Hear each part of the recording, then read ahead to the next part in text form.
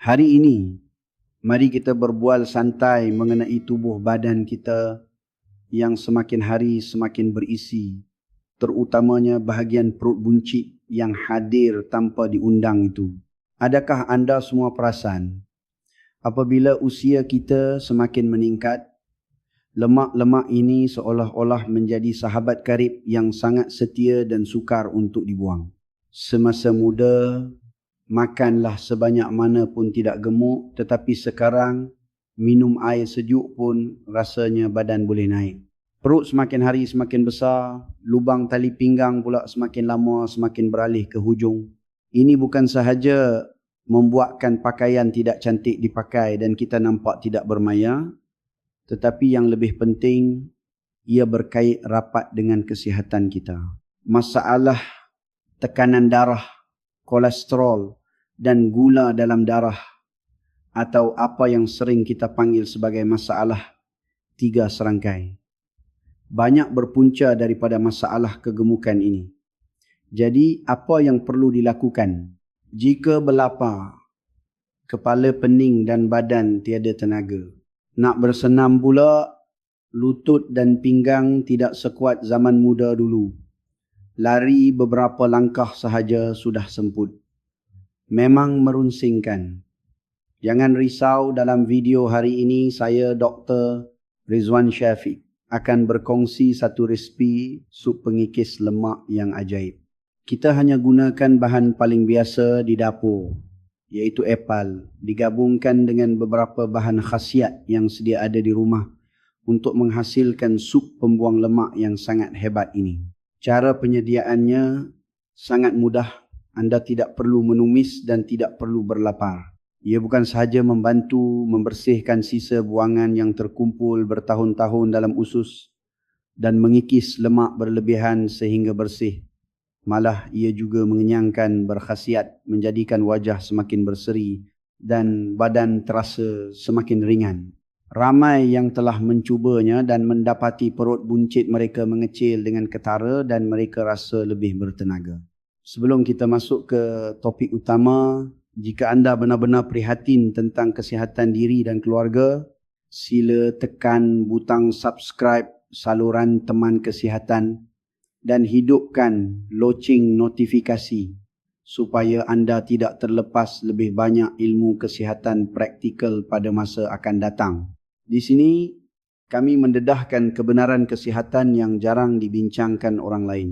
Jika anda suka dengan kandungan yang kami kongsikan, sila type 1 di ruangan komen sebagai tanda sokongan paling hangat untuk kami terus berkarya. Anda juga dialu-alukan untuk berkongsi pandangan dan pengalaman anda di ruangan komen di bawah.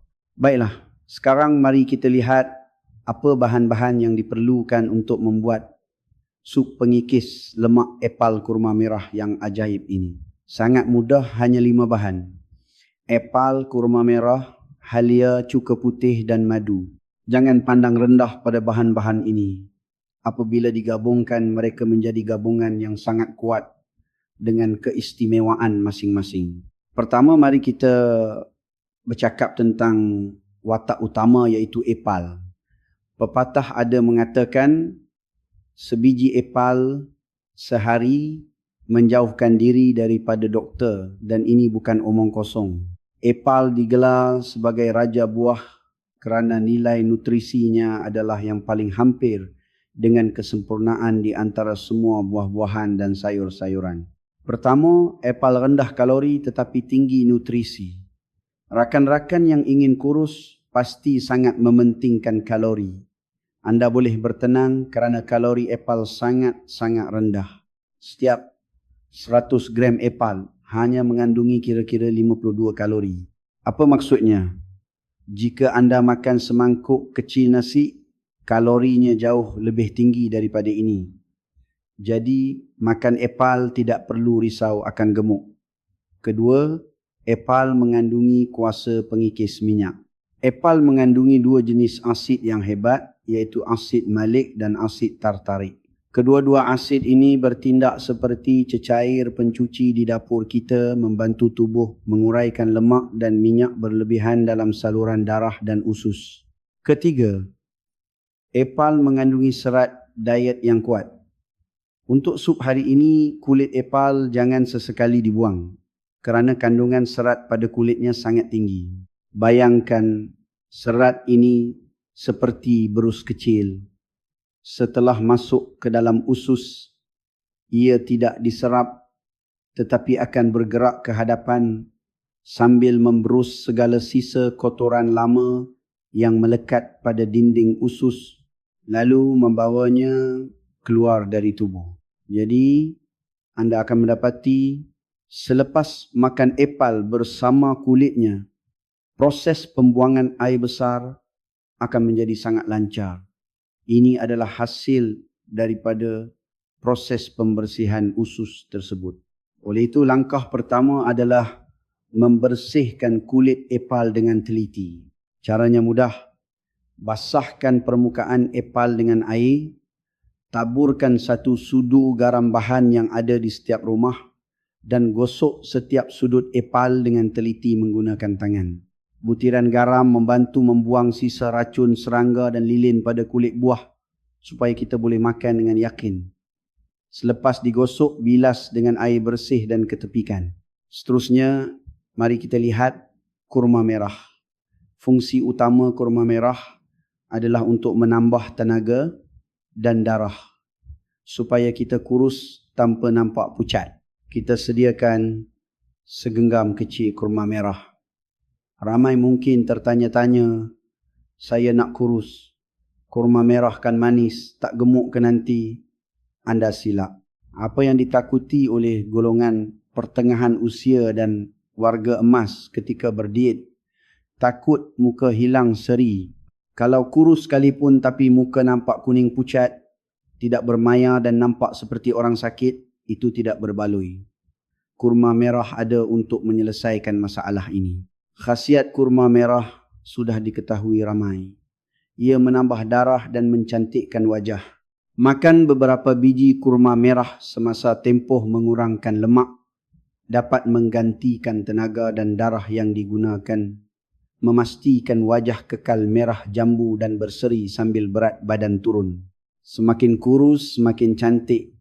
Namun, Dr. Rizwan Syafiq ingin mengingatkan, walaupun kurma merah bagus, jangan makan terlalu banyak.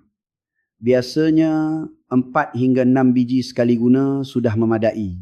Jika makan terlalu banyak, rasa manis dan sifatnya yang panas boleh menyebabkan pedih ulu hati atau panas dalam badan yang akan memudaratkan. Cara mencuci kurma merah juga penting kerana kulitnya berkedut dan mudah menyimpan kotoran. Basahkan kurma, masukkan ke dalam mangkuk, tambah 1 sudu garam dan 1 sudu tepung seperti tepung jagung atau ubi. Tepung mempunyai daya serapan yang kuat. Gosok-gosokkan dengan tangan untuk mengeluarkan kotoran dari celah-celah kedutan. Selepas digaul rata, bilas dengan air bersih dan bilas sekali lagi supaya betul-betul bersih. Setelah bersih, gunting isi kurma menjadi kepingan kecil dan buang bijinya. Ketepikan. Seterusnya, mari kita lihat halia. Ia adalah pemanas kecil tubuh kita yang mempercepatkan pembakaran lemak. Sebut sahaja halia, semua orang tahu ia bahan perasa dapur untuk menghilangkan hanyir dan menaikkan aroma. Tetapi mungkin ramai tidak tahu ia adalah pakar pelangsingan yang hebat. Kajian sains mendapati halia mengandungi komponen dipanggil gingerol dan sugarol. Apabila masuk ke dalam perut, ia merangsang rambesan asid perut seolah-olah menambah kelajuan kepada sistem pencernaan kita untuk mengurai makanan dengan lebih cepat. Pada masa yang sama, gingerol mengembangkan saluran darah, melancarkan peredaran darah dan membuka liang roma. Pernahkah anda perasan selepas minum sup halia, badan rasa panas dan sedikit berpeluh? Itu tandanya ia sedang membawa haba berlebihan keluar dari badan. Proses ini membantu membakar lemak. Jadi, menambah beberapa keping halia dalam sup ini bukan sahaja mengimbangi sifat sejuk epal dan memanaskan perut untuk buang angin, malah meningkatkan kadar metabolisme kita dengan ketara, menjadikan usaha kurus lebih berkesan. Kita hiris halia nipis-nipis, kemudian potong menjadi jejari halus dan letakkan bersama kurma merah tadi. Baiklah, 3 watak utama. Epal, kurma merah dan halia sudah siap sedia. Seterusnya adalah langkah penyediaan yang paling kritikal. Langkah pertama, potong epal dan masukkan ke dalam periuk tanah liat clay pot. Kenapa epal dipotong paling akhir? Kerana epal tinggi kandungan zat besi. Jika dipotong awal dan terdedah kepada udara, ia mudah teroksida dan menjadi hitam yang menjejaskan rupa dan selera. Potong epal kepada 2, kemudian kepada 4 bahagian dan buang empolor serta biji di tengahnya. Perhatian, biji epal mengandungi sedikit bahan toksik dan tidak boleh dimakan. Jadi pastikan ia dibuang bersih. Kemudian hiris epal nipis-nipis, terus masukkan ke dalam periuk tanah liat. Jika tiada periuk keluli tahan karat, biasa pun boleh, tetapi periuk tanah liat lebih baik dalam mengekalkan haba dan rasa sup akan lebih pekat. Langkah kedua, campurkan bahan dan rebus. Selepas epal dimasukkan, masukkan juga kurma merah dan halia yang telah disediakan. Tuangkan air bersih sehingga menenggelamkan semua bahan. Tutup periuk, buka api besar sehingga mendidih. Setelah air mendidih sepenuhnya, perlahankan api kepada sederhana kecil dan biarkan ia mereneh perlahan-lahan selama kira-kira 8 minit. Proses mereneh ini sangat penting. Melalui pemanasan pektin dan nutrisi dalam epal, khasiat kurma merah dan ginjerol dalam halia akan dirembeskan sepenuhnya ke dalam sup dan sebati antara satu sama lain. Langkah ketiga, tutup api, sejukkan dan sediakan sentuhan terakhir. Apabila masa tamat, buka penutup dan anda akan menghidu aroma buah dan kurma yang sangat wangi. Apabila kepingan epal kelihatan lembut dan warnanya agak lut sinar, itu tandanya sudah siap. Tutup api dan ketepikan periuk untuk membiarkannya sejuk secara semula jadi. Semasa tempoh menyejuk ini, kita sediakan 2 bahan terakhir yang menjadi pelengkap rasa. Cuka putih dan madu. Untuk cuka putih, pastikan anda memilih cuka fermentasi buatan semula jadi dan bukan cuka buatan sintetik. Kerana cuka fermentasi daripada bijirin lebih berkhasiat. Cuka putih juga mempunyai kesan pelangsingan yang baik. Asid di dalamnya membantu pencernaan dan melancarkan pembuangan air besar, membaiki masalah kegemukan akibat sisa terkumpul. Madu pula khasiatnya lebih banyak lagi, mencantikkan kulit dan melawaskan pembuangan. Ramai orang tua tahu, jika cucu sembelit, berikan sedikit madu. Ia membantu melembutkan najis. Di sini ada satu hukum emas yang sangat penting yang mesti diingat. Cuka putih dan madu mesti dimasukkan hanya apabila suhu sup sudah turun dan tidak panas lagi. Sebaik-baiknya di bawah 40 darjah Celsius. Mengapa? Kerana madu mengandungi bahan nutrisi berharga dipanggil enzim aktif. Enzim inilah punca segala khasiat madu. Digelar emas dalam madu. Tetapi ia sangat takut pada haba. Jika suhu melebihi 40 darjah, keaktifannya akan musnah dan madu hanya tinggal gula semata-mata, nilai nutrisinya jatuh merudum. Cuka putih juga sama, suhu tinggi akan merosakkan komponen baiknya. Langkah kelima, perasakan dan sedia dihidang. Baiklah, sekarang sup epal kurma merah kita sudah sejuk. Ikut cita rasa anda. Masukkan 1 sudu cuka putih, jika suka masam boleh lebihkan sedikit. Kemudian masukkan 1 sudu besar madu. Kacau perlahan-lahan sehingga sebati. Sekarang sup pengikis lemak epal kurma merah yang masa-masa manis, berkhasiat dan membuang lemak ini sudah siap sepenuhnya. Tuangkan ke dalam mangkuk dan boleh terus diminum. Bagaimana cara minum sup ini untuk kesan terbaik? Pertama, masa minum terbaik adalah disarankan 30 minit sebelum makan setiap hari. Mengapa sebelum makan? Kerana sup ini memberikan rasa kenyang yang kuat. Minum sebelum makan akan memenuhkan sebahagian ruang perut. Jadi apabila makan nasi nanti, secara semula jadi anda akan makan sedikit. Selain itu, bahan pengikis lemak yang diminum awal ini akan bersedia untuk mencernakan makanan yang bakal masuk. Kedua, kesan dan konsistensi. Ramai yang mencuba mengatakan kesannya sangat pantas. Mungkin dalam 2 atau 3 hari, anda akan rasa pembuangan sangat lawas dan perut rasa lebih ringan. Jika anda konsisten minum selama seminggu sambil mengawal sedikit pemakanan, anda akan terkejut melihat perut buncit yang degil itu perlahan-lahan menghilang. Baiklah rakan-rakan, itulah perkongsian penuh resepi dan rahsia sup pengikis lemak epal kurma merah. Anda lihat, kurus itu tidaklah sesukar yang disangka. Kadang-kala jawapannya tersembunyi dalam bahan harian yang ringkas. Di akhir video ini, mari kita buat rumusan ringkas supaya mudah diingat dan diamalkan. Pertama, bahan utama sangat mudah. Epal, kurma merah dan halia. Epal dimakan dengan kulit untuk cuci usus.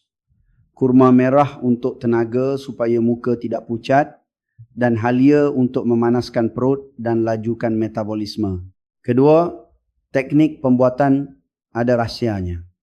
Langkah paling penting adalah tunggu sup sejuk di bawah 40 darjah tidak panas di tangan. Baru masukkan madu dan cuka putih untuk menjaga khasiatnya. Ketiga, masa minum.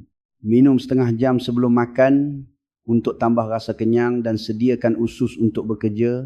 Ada 5 perkara lagi yang Dr. Rizwan Syafiq ingin ingatkan, terutamanya untuk rakan-rakan warga emas. Sila ambil perhatian.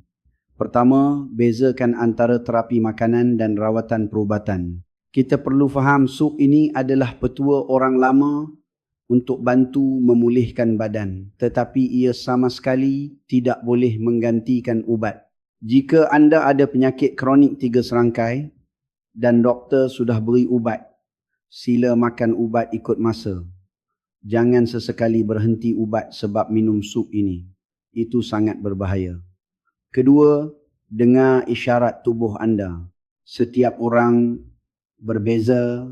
Jika minum rasa perut pedih atau tidak selesa, kurangkan cuka atau minum sedikit dahulu untuk biasakan diri. Keselesaan badan adalah ukuran utama. Ketiga, jaga makan dan bersenam adalah asas. Mana-mana cara kurus pun tidak lari daripada kawal mulut, gerakkan kaki. Semasa mengamalkan sup ini, kurangkan makanan berminyak dan tinggi gula.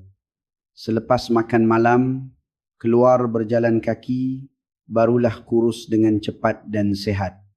Keempat, kumpulan khas. Rakan yang ada masalah gastrik boleh kurangkan cuka. Pesakit kencing manis perlu dapatkan nasihat doktor, sama ada boleh ambil madu atau pilih untuk tidak meletakkan madu. Kelima, kuncinya adalah istiqamah. Apa jua tabiat sihat memerlukan masa untuk nampak hasil. Saya harap anda boleh simpan kaedah baik ini, amalkan sendiri dan kongsikan kepada saudara mara serta rakan-rakan. Mari kita sama-sama kurus dengan sehat. Kurus bukan sahaja untuk nampak cantik, tetapi untuk kualiti hidup di hari tua, supaya badan lebih ringan dan cergas untuk menikmati setiap hari dan menemani keluarga tersayang. Jika video hari ini bermanfaat untuk anda, saya harap anda boleh tekan butang like atau berbual dengan saya di ruangan komen tentang perasaan anda dan kongsikannya kepada orang yang anda sayang. Jangan lupa ikuti teman kesihatan Saya akan berkongsi ilmu kesihatan yang mudah dan praktikal setiap hari di sini. Jumpa lagi di video seterusnya. Yeah.